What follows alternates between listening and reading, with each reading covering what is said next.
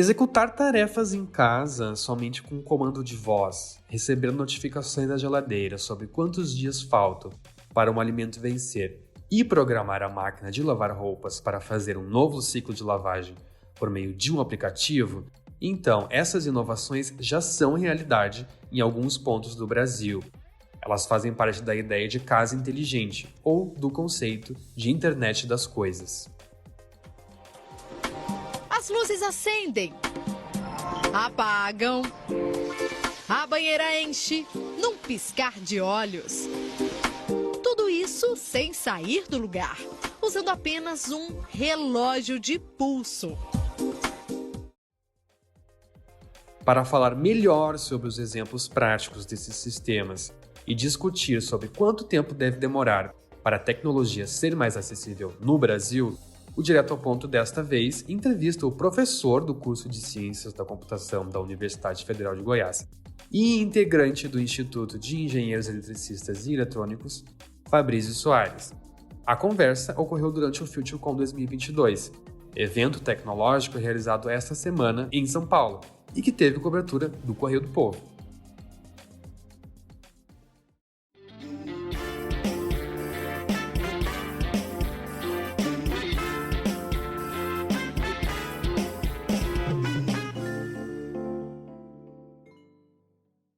Fabrício, muito obrigado por ter aceitado participar do podcast e eu começo a entrevista pedindo a você que nos explique melhor o conceito de casa inteligente.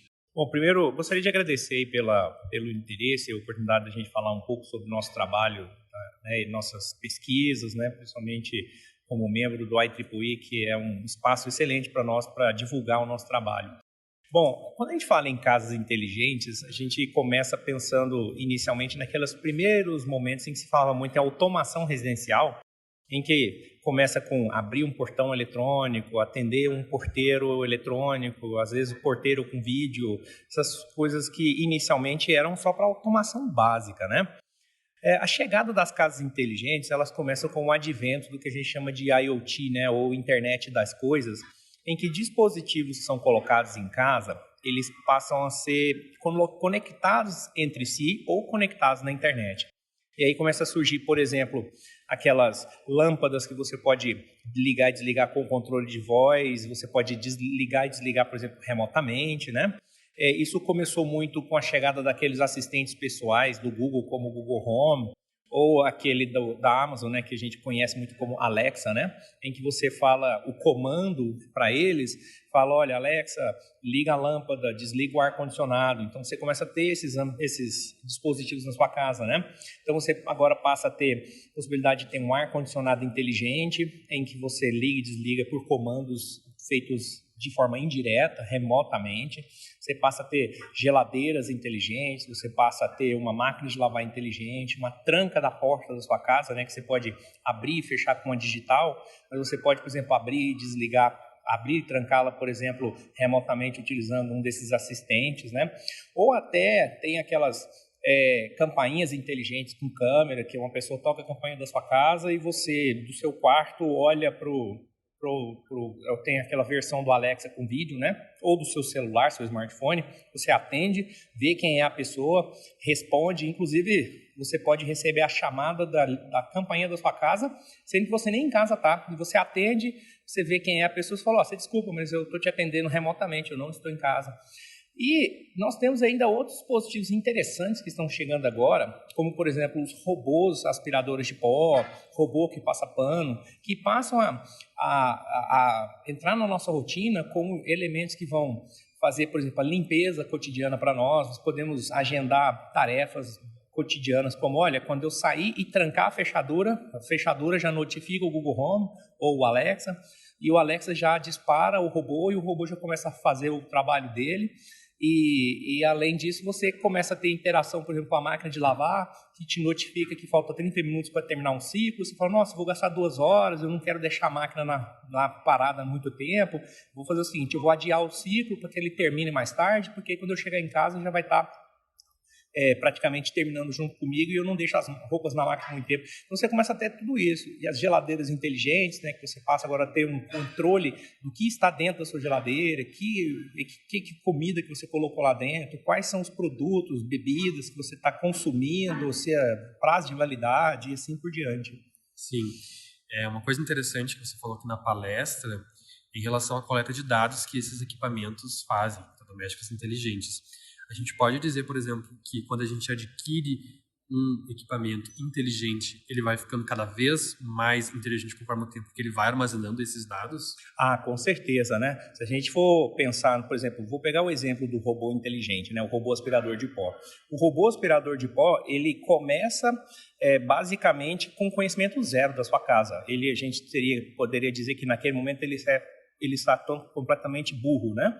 Então ele tem um monte de sensores e o que o robô faz é primeiro começar a explorar a sua casa, aonde ele vai primeiro vendo se ele tem obstáculos que ele vai esbarrar e ele começa a construir um mapa da casa sua. Então, nas primeiras vezes que você usa o robô, ele sequer conhece alguma coisa da casa, então ele geralmente faz uns movimentos meio estranhos, né? Você acha que ele vai fazer uma varredura linear, bonita, de repente você vê que ele faz uns cruzamentos na diagonal meio estranhos, mas é porque, na verdade, ele está explorando o ambiente e construindo esse mapa. Com o passar dos dias, com o robô atuando, você começa a perceber que ele disponibiliza o mapa para você. E aí você pode perceber também que esse mapa, em alguns momentos, ele já começa a indicar separações. Você fala, olha, aqui divide 2 ambientes. Você fica assim pensando, mas como é que ele sabe que ambiente que é esse, né? Ele sabe que são 2 ambientes diferentes. E você depois pode nomear esses ambientes. Mas se você não nomear, em algum momento ele começa a nomear para você. Ele começa a supor, olha, isso aqui é uma cozinha, isso aqui é uma sala de TV, isso aqui é um quarto, né? Porque ele está construindo todas essas informações com sensores, inclusive com câmeras que esses robôs têm. Então, esse robô, ele começa totalmente burro, quando você percebe, ele conhece mais da sua casa do que você mesmo.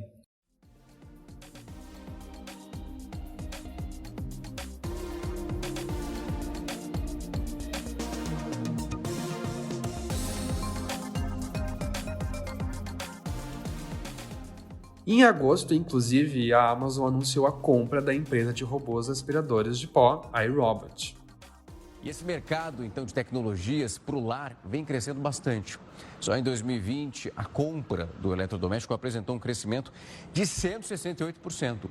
E esse segmento, então, de robôs é apenas uma parte desse nicho que vai buscando facilitar e automatizar a vida doméstica.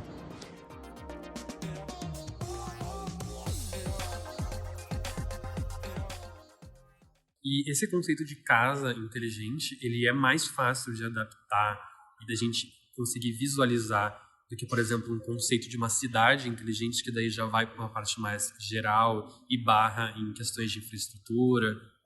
Então, se a gente for pensar no conceito de casa inteligente, a gente tem que lembrar que casas, assim como cidades, elas têm uma história, né?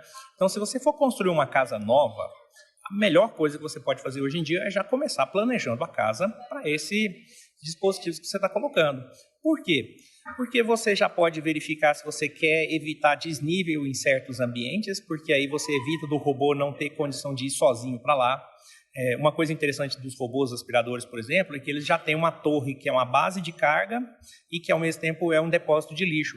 Então, o robô sozinho, ele volta para a base de carga, dá uma nova recarga, descarrega o lixo e continua trabalhando sozinho. Se você tem desníveis, por exemplo, que bloqueia a passagem do robô, você passa a ter que colocar o robô no ambiente e depois devolve ele para lá sozinho. Ou ele pode, de repente, como é um desnível muito pequeno, ele nem detecta e ele entra, mas depois ele fica preso naquele ambiente. Então, você já tem que planejar o piso, o tipo do piso, evitar, por exemplo, certos tipos de elementos de decoração que obstruem a passagem do robô, porque senão não vai limpar e aí você vai ter que fazer manualmente, né? Então, isso começa a ser pensado. Uma tranca eletrônica, um outro dispositivo ali que você vai colocar, uma geladeira, você tem que ver se o sinal de internet vai cobrir bem naquela região. Então, isso tudo tem que começar a ser pensado na casa. Mas se a casa não foi pensada nisso, você começa a criar mecanismos que às vezes vai ter que investir um pouco mais, que vão criar essas adaptações, que vão ajudar para que a casa, de certa forma, atenda a esses dispositivos. Agora, quando você fala num cenário de cidade inteligente, aí a gente já passa a entrar num cenário diferente, né? A não ser que a gente tenha aí uma iniciativa aí de vamos fundar uma nova capital num novo estado e aí vai começar a construir a cidade do zero, a gente hoje já tem as cidades todas construídas. E aí é claro que a estratégia de colocar elementos inteligentes nas cidades começa a ser diferente. Até porque os objetivos são outros, né? É um semáforo inteligente, é uma faixa de pedestre inteligente, são dispositivos que podem comunicar com os veículos, né, para ajudar o controle e manutenção do tráfego, mas eles dependem, claro, de que já existe uma estrutura, a cidade já toda construída.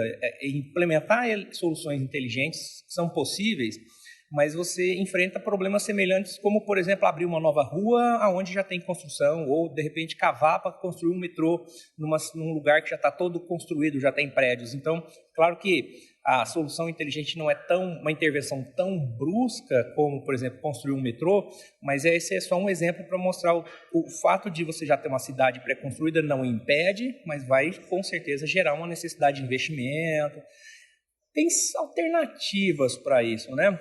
A gente não pode esquecer que a gente está aí com a chegada do 5G, em que é pensado o 5G apenas só como uma velocidade no celular mais rápida, mas esse não é o principal elemento do 5G. Ele está trazendo aí a possibilidade de você ter dispositivos, como, por exemplo, um semáforo inteligente conectado por 5G. 2 semáforos conversando entre si por 5G, às vezes sem nem passar pela operadora, porque como eles são próximos, eles compartilham sinal entre eles. E aí você diminui um pouco a intervenção que você teria que fazer na cidade inteligente, né? Na cidade, às vezes, de passar comunicação de dados, você já aproveita a energia elétrica do próprio poste que já está lá instalado. Então, isso melhora muito e diminui a necessidade de intervenções.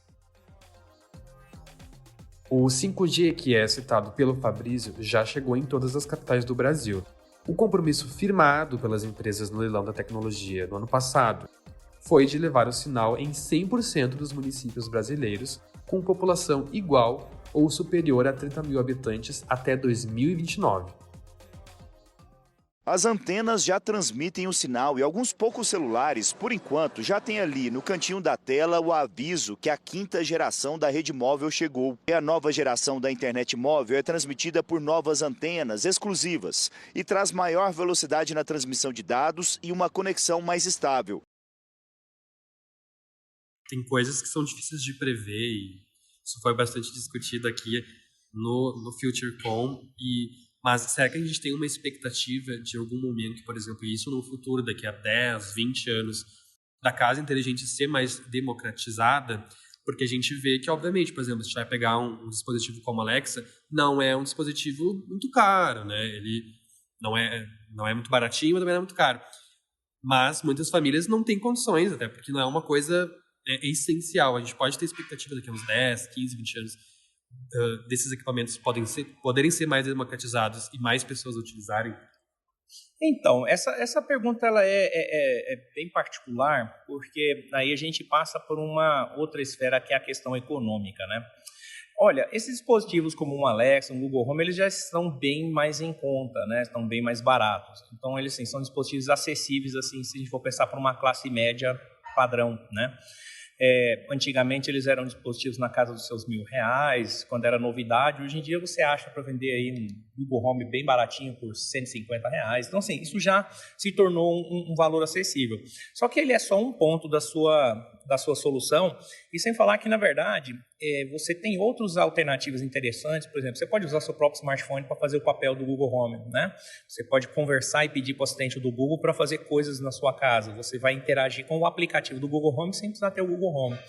Agora, toda essa parafernália, né, se a gente for falar assim de uma forma diferente, todo esse aparato que você vai instalar na sua casa de equipamentos eletrônicos, por exemplo, a tranca eletrônica, uma geladeira eletrônica, passa por um processo de você trocar de dispositivos ou adquirir novos dispositivos. Então, por exemplo, a máquina de lavar inteligente, elas já estão disponíveis no mercado. E elas não são muito mais caras do que uma máquina tradicional, não. Se você pegar, por exemplo, uma lava e seca de uma Samsung ou uma LG, elas são hoje em torno de uns R$2.000, a versão inteligente vai ser uns R$2.200. Então você paga um pouco a mais, para quem vai pagar parcelado, se dissolve, isso é tranquilo. Só que aí você não vai trocar a máquina de lavar hoje, às vezes sua máquina é nova. Então a gente tem que pensar que num horizonte de 10 anos, provavelmente você vai querer trocar de máquina. A mesma coisa é a geladeira inteligente. Elas estão chegando. Quando elas chegarem no mercado, se você já tem uma geladeira ali que está velhinha, é uma oportunidade de você fazer uma troca. Se a sua geladeira ainda não é uma geladeira muito velha, talvez você vai aguardar um pouco. Então, para quem é uma família de classe média, essas coisas, na verdade, são feitas por oportunidade, né? E tem vários desses dispositivos que já estão sendo construídos em uma produção massificada, por exemplo, em países asiáticos, né, principalmente a China, e que a gente consegue, por exemplo, fazer uma importação com um custo muito baixo. E já existem setores do Brasil, grandes empresas no Brasil, que já estão abrindo os olhos e que já estão enxergando a oportunidade, por exemplo, de nacionalizar esses produtos, né? Ou seja, pela importação, e aí faz a remarcação do produto pela própria marca, e aí acrescenta suporte, serviços, garantias, ou seja, realmente pela produção local desses dispositivos, que aí a gente passa a ter até um custo muito menor, porque desaparece o efeito do custo da importação. Então, assim, eu acredito que num prazo de uns 10 anos, isso já passa a ser um elemento bem acessível e comum para qualquer família, né, de classe média, né.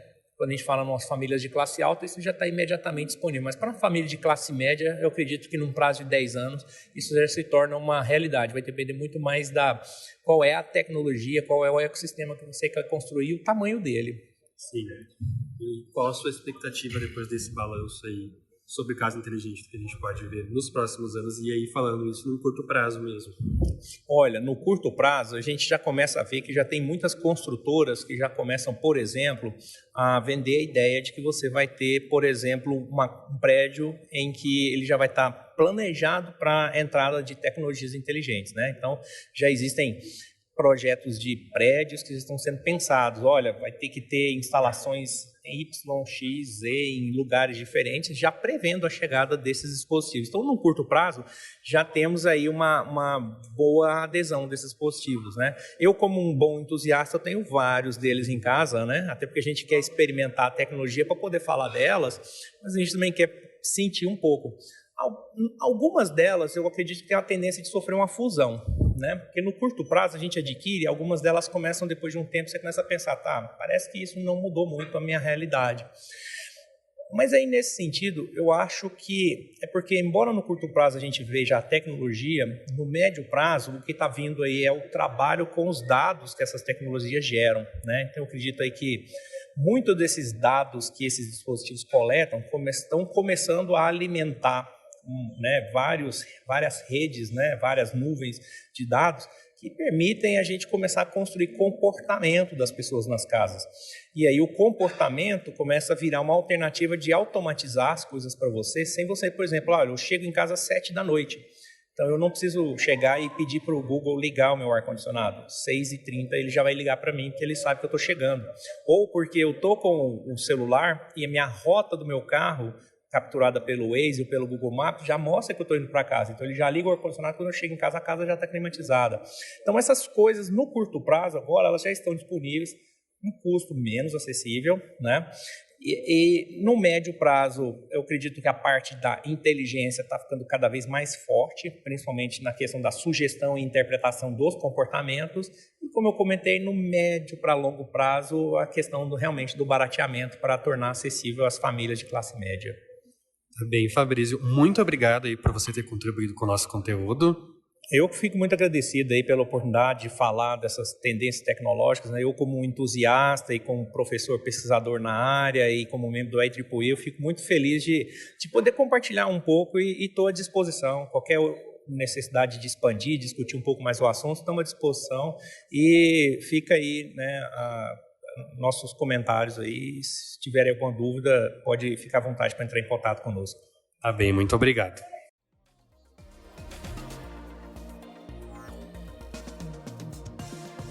Se você gostou desse podcast, vale a pena escutar outros episódios feitos pela equipe de jornalistas do Correio do Povo, no site do jornal, no YouTube ou no seu aplicativo de streaming favorito. Convido você também a ler e assistir os conteúdos feitos pela reportagem no FutureCon 2022. Tem matérias sobre Internet das Coisas, TV 3.0, 5G e cibersegurança. E esse Direto ao Ponto teve produção e apresentação de Lucas Eliel, coordenação de Márcio Gomes e Brenda Fernandes e edição de Alia Falencar. O episódio utilizou ainda áudios da Record TV e da Record News. Obrigado por ter nos acompanhado e até a próxima.